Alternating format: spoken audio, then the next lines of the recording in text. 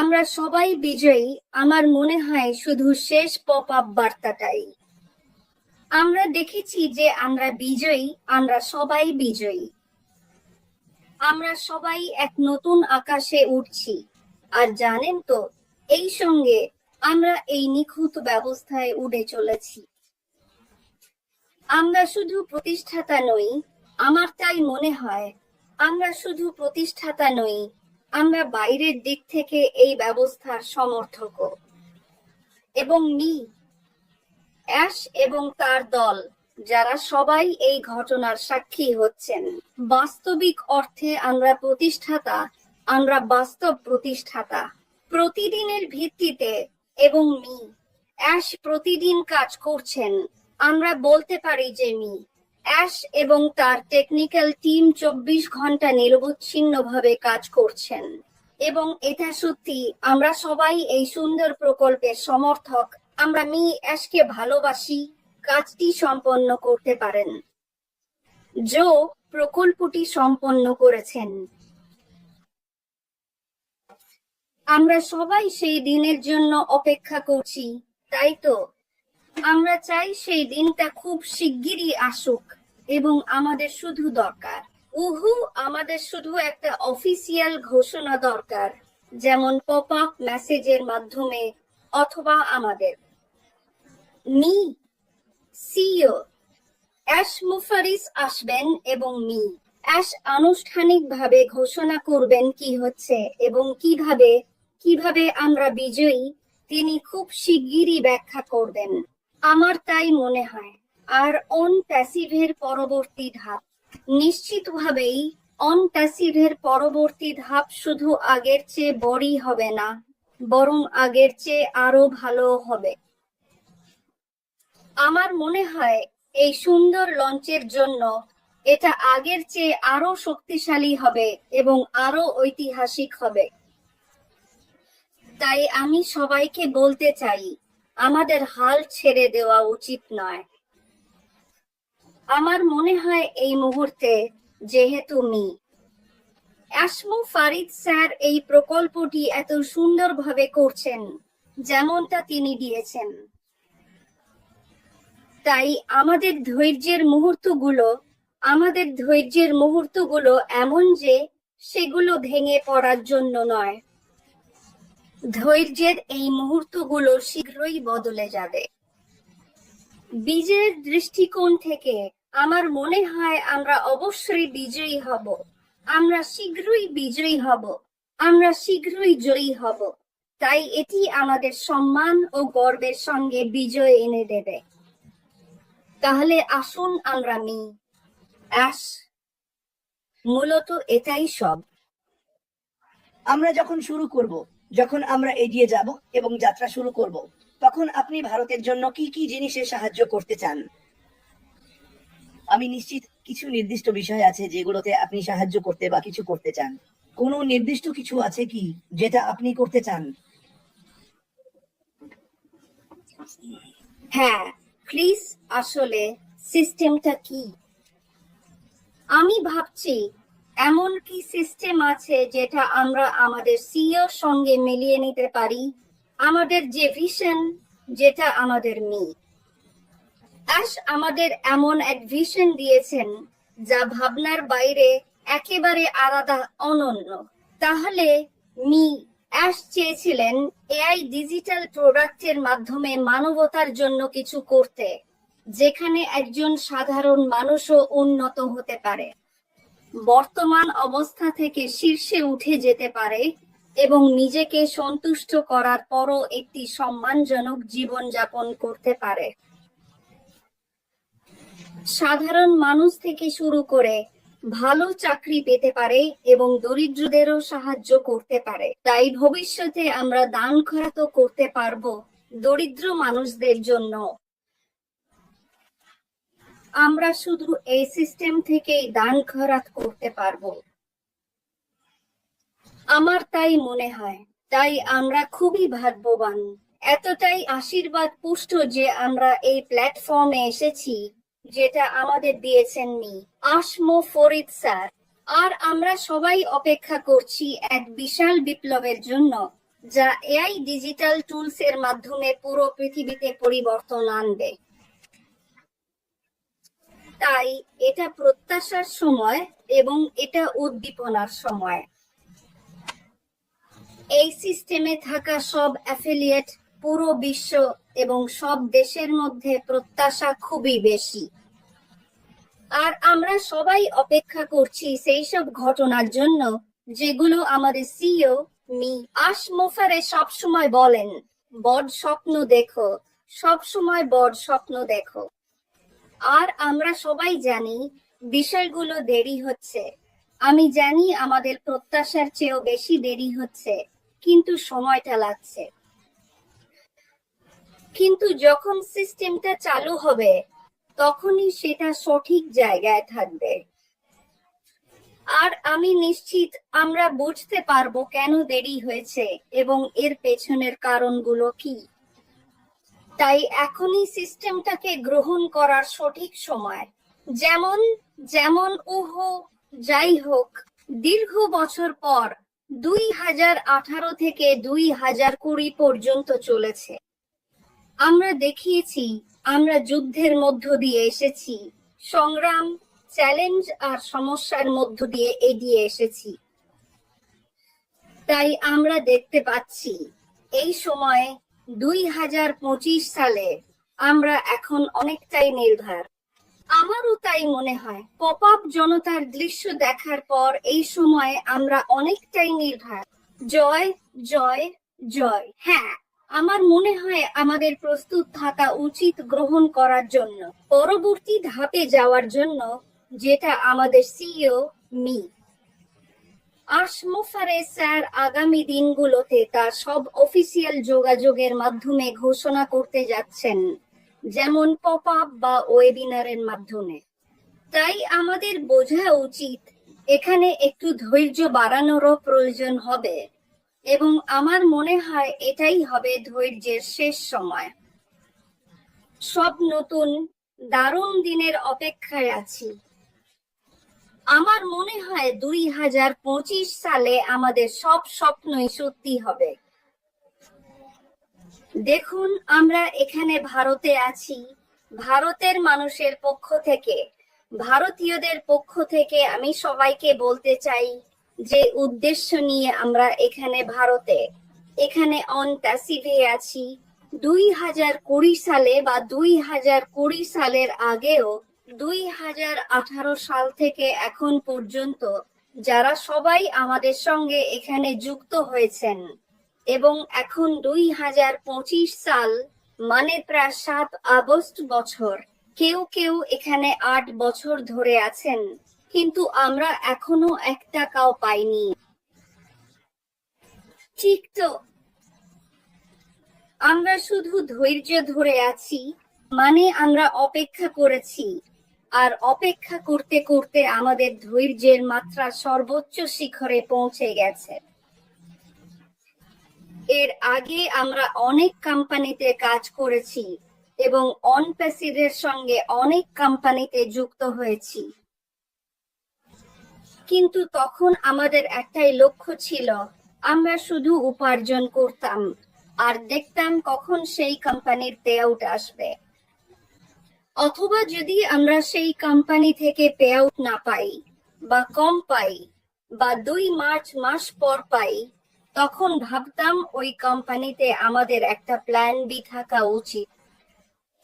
তখন আমরা একই পরিকল্পনা নিয়ে অন্য প্রজেক্টে যোগ দিতাম, কিন্তু আমরা এই কাজটা ধারাবাহিকভাবে করে যাচ্ছিলাম, এমনকি অনপ্যাসিভের পরেও।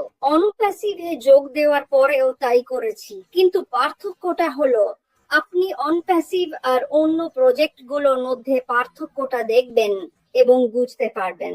আমরা দ্বিতীয় প্রজেক্টটা শুধু টাকার জন্যই করেছিলাম। যদি কোম্পানি সেখান থেকে টাকা না দিত বা দেরি করত বা কোম্পানি প্ল্যান বদলাত বা লিডাররা প্ল্যান বদলাত, তখন আমরা ছেড়ে দিতাম। কিন্তু অনপ্যাসিভের ব্যাপারটা হলো আমরা কখনোই, যদি 2018 সালে অনপ্যাসিভে যুক্ত হয়ে থাকি, তাহলে 2025 সালেও আমরা অনপ্যাসিভেই আছি। এক টাকাও না উপার্জন করেও ধৈর্য নিয়ে আছি। তাই এটাই মূল পার্থক্য। আমি অনপ্যাসিভ কমিউনিটির সকল ভারতীয়দের বলতে চাই, যদি আমরা একটা পাই, আমরা এমন একটা সিস্টেম পেয়েছি যেটা আমাদের মনে হয়েছে এটাই আমাদের স্বপ্নের প্রজেক্ট। এটাই আমাদের স্বপ্নের প্রজেক্ট। যদি আমরা চিন্তা ভাবনা করে এই স্বপ্নের প্রজেক্টটা বুঝে থাকি, তাহলে মুফারিস স্যার, তিনিও চিন্তা ভাবনা করেই এখানে যা করছেন। তিনি হারিয়ে যাচ্ছেন না, তিনি কোনো স্ক্যামার নন। তিনি যদি স্ক্যামার হতেন তাহলে এই সিস্টেমটা এখানে আনতেন না, আর লাইভ সেশনও হতো না। যেমন এখন ক্রিস আসছেন, প্রতিদিন লাইভ হয়, অন্য নেতারাও আসেন।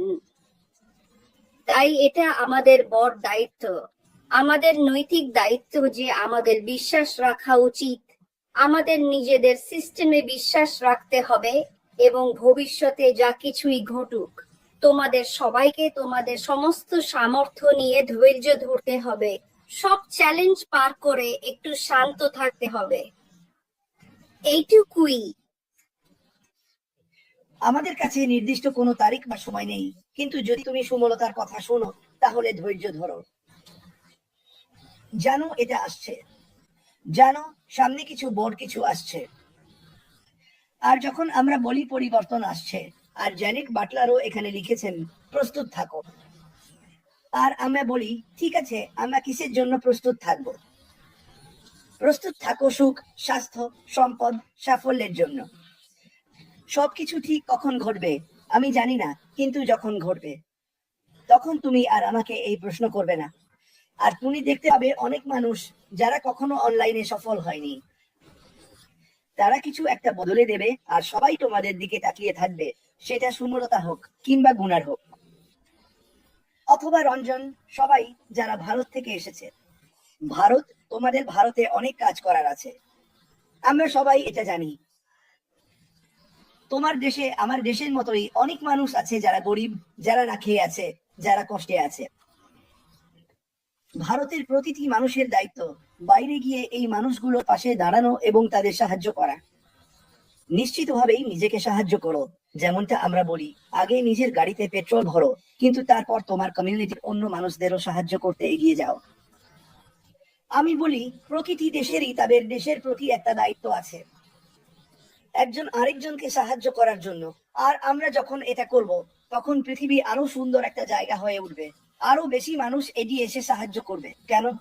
কারণ তোমার কাছে তাদের সাহায্য করার উপায় থাকবে, সেটা অর্থনৈতিক হোক কিংবা তাদের আমাদের শিক্ষামূলক প্ল্যাটফর্মে নিয়ে আসা হোক, এই সব কিছুই।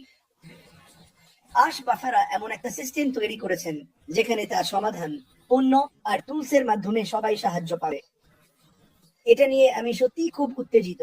কিন্তু সিমলাদা, আমি তোমাকে শেষ কথা বলার সুযোগ দিচ্ছি। সময়মত উপস্থিত থাকার জন্য তোমাকে অনেক ধন্যবাদ জানাই, এটা দারুণ ছিল। আমার মনে হয় তুমি অসাধারণ দেখাচ্ছ, তুমি খুব সুন্দর, আর তোমার মনটা আমি খুব ভালোবাসি। তাহলে শেষ কিছু বলবে? শেষ কিছু বলবে? ঠিক আছে, তোমাকে অনেক ধন্যবাদ গ্রেস। আমি কিছু লাইন শেয়ার করতে চাই, যা কেউ আমাকে পাঠিয়েছে আমাদের প্রিয় সহকর্মী মিস্টার আশের পক্ষে, এবং এই লাইনটি লিখেছেন মিস্টার ইশাদ শেখ। তুমি জানো ইশাদ শেখকে? হ্যাঁ। সে খুব সুন্দর কিছু লাইন লিখেছে, তাই আমি এটা শেয়ার করছি। আমাদের প্রিয় সিইও মিস্টার আশ সম্পর্কে আমার অনুভূতি, প্রথমত সরলতা ও বিনয়। তার বিনয়ই তার সবচেয়ে বড় গুণ। তিনি সবাইকে সমানভাবে দেখেন এবং সবাইকে মূল্যবান মনে করান। দ্বিতীয় গুণ হলো দয়া। তার দয়ার কোনো সীমা নেই। তিনি সবসময় অন্যদের সাহায্য করতে প্রস্তুত এবং যাদের প্রয়োজন তাদের জন্য নিজের সাধ্যমতো সবকিছু করেন। মিস্টারের তৃতীয় গুণ হলো আশের তৃতীয় গুণ হলো ভালোবাসা ও স্নেহ। তার হৃদয়ে ভালোবাসার এক বিশাল সাগর। তিনি উদারভাবে তার ভালোবাসা ভাগ করে নেন, যার ফলে তার চারপাশের সবার সঙ্গে গভীর বন্ধন তৈরি হয়। চতুর্থ গুণ হলো ব্যক্তিত্ব। তুমি জানো একজন সিইওর ব্যক্তিত্ব কেমন হওয়া উচিত, তাই তো? একজন সোনালী হৃদয়ের সিইও হিসেবে তিনি সুখের বাতিঘর। তিনি আনন্দ ছড়িয়ে দেন এবং জানেন কিভাবে অন্যদের মন ভালো করতে হয়। ষষ্ঠ গুণ হলো হাসি। আমাদের সিইওর সেই দারুণ হাসি। তার হাসি এতটাই সংক্রামক যা সবার মাঝে আনন্দ ছড়িয়ে দেয় এবং সৃষ্টি করে এক ইতিবাচক আন্তরিক পরিবেশ। তিনি যেখানে যান, আমাদের প্রিয় সিইওর সম্পর্কে আরো অসংখ্য অসাধারণ বিষয় আছে যা শব্দে প্রকাশ করা যায় না। স্যার, আমরা আপনাকে ভালোবাসি এবং এই সুন্দর প্রকল্প অন প্যাসিভে আমাদের সুযোগ দেওয়ার জন্য অসংখ্য অসংখ্য অসংখ্য ধন্যবাদ। এই কথাগুলো লিখেছেন মিস্টার ইশাদ। ক্রিস, আপনার এই মূল্যবান তথ্যটি আমার সাথে শেয়ার করার জন্য এবং আমাকে এই বিষয়ে বিস্তারিতভাবে অবহিত করার জন্য আমি আপনার প্রতি আন্তরিকভাবে কৃতজ্ঞ। আপনার এই সহযোগিতা আমার জন্য অত্যন্ত সহায়ক হয়েছে এবং আমি এর জন্য আপনাকে অসংখ্য ধন্যবাদ জানাতে চাই। আপনার এই উদারতা এবং তথ্য প্রদানের মানসিকতা সত্যিই প্রশংসনীয়। এই ধরনের গুরুত্বপূর্ণ বিষয়গুলি সকলের সাথে ভাগ করে নেওয়ার জন্য আপনার এই প্রচেষ্টা অত্যন্ত মূল্যবান। আপনার এই অবদান আমাকে অনেক কিছু শিখতে সাহায্য করেছে এবং আমি এর জন্য চিরকৃতজ্ঞ থাকব। আপনার এই মহৎ কাজের জন্য আপনাকে আবারও অনেক অনেক ধন্যবাদ, ক্রিস। আপনার এই সমর্থন এবং দিক নির্দেশনা আমার জন্য অত্যন্ত গুরুত্বপূর্ণ। আপনার এই তথ্য আমার জন্য একটি নতুন দিগন্ত উন্মোচন করেছে এবং আমি এর গভীরতা উপলব্ধি করতে পেরেছি। আপনার এই প্রচেষ্টা নিঃসন্দেহে প্রশংসার দাবিদার এবং আমি আপনার প্রতি চিরকৃতজ্ঞ থাকব। আপনার এই অমূল্য সহযোগিতা আমার পথ চলাকে আরো মসৃণ করেছে। এবং আমি 2 লাইনের মধ্যে কিছু বলতে চাই। এগিয়ে যান। আমরা ইতিমধ্যেই জিতেছি। আমরা বিজয়ী। আপনি জানেন, আমরা বিজয়ী এবং বিজয়ী মানসিকতা মানুষকে ইতিবাচক করে তোলে।